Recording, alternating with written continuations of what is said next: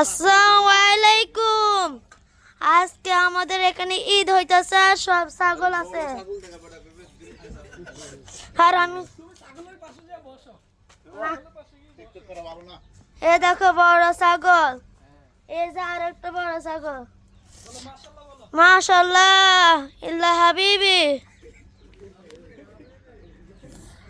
আমরা দুটো ছাগল কাটবো, আর ছোট ছাগল আমরা কাটবো না, এগুলো বড় হইতে দেব আর আমরা কালকে কাটবো।